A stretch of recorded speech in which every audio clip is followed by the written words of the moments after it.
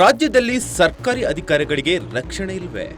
ಇತ್ತೀಚೆಗಷ್ಟೇ ಕಾಂಗ್ರೆಸ್ ಮುಖಂಡ ರಾಜೀವ್ ಗೌಡ ವರ್ತನೆ ಚರ್ಚೆಯಲ್ಲಿದ್ದ ಬೆನ್ನಲ್ಲೇ ಇದೀಗ ಯಲಹಂಕ ಕ್ಷೇತ್ರದ ಬಿಜೆಪಿ ಮುಖಂಡ ಸತೀಶ್ ಗೌಡ ಅತಿರೇಕದ ವರ್ತನೆ ಮುನ್ನೆಲೆಗೆ ಬಂದಿದೆ.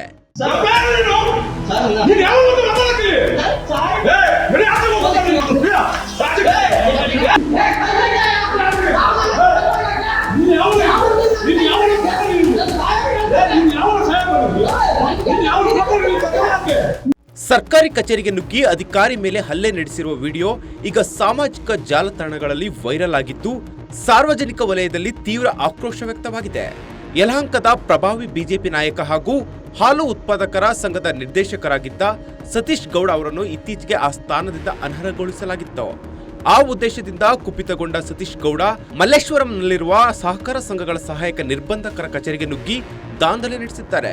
ಕಚೇರಿಯಲ್ಲಿದ್ದ ಸಿಬ್ಬಂದಿ ಹಾಗೂ ಅಧಿಕಾರಿಗಳ ಮೇಲೆ ಏಕವಚನದಲ್ಲಿ ವಾಗ್ದಾಳಿ ನಡೆಸಿದ್ದಲ್ಲದೆ ಬೀಭತ್ಸವಾಗಿ ನಿಂದಿಸಿದ್ದಾರೆ.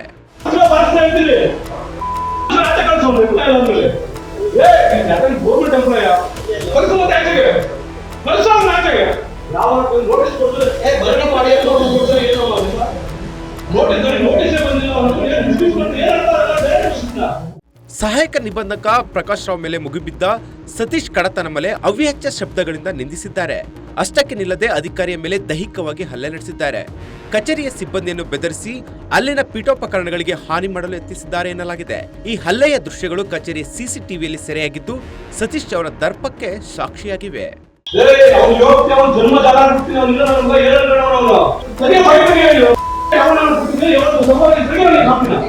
ಈ ಘಟನೆಗೆ ಸಂಬಂಧಿಸಿದಂತೆ ಸಂತ್ರಸ್ತ ಅಧಿಕಾರಿ ಪ್ರಕಾಶ್ ರಾವ್ ಮಲ್ಲೇಶ್ವರಂ ಪೊಲೀಸ್ ಠಾಣೆಯಲ್ಲಿ ದೂರು ದಾಖಲಿಸಿದ್ದಾರೆ.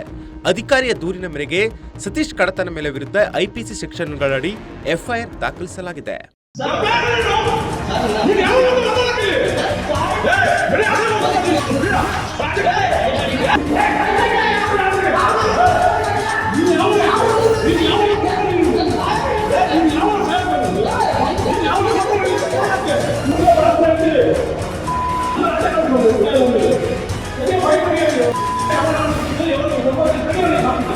ಸಂಪೂರ್ಣ ನ್ಯೂಸ್, ಇದು ನೊಂದವರ ಧ್ವನಿ.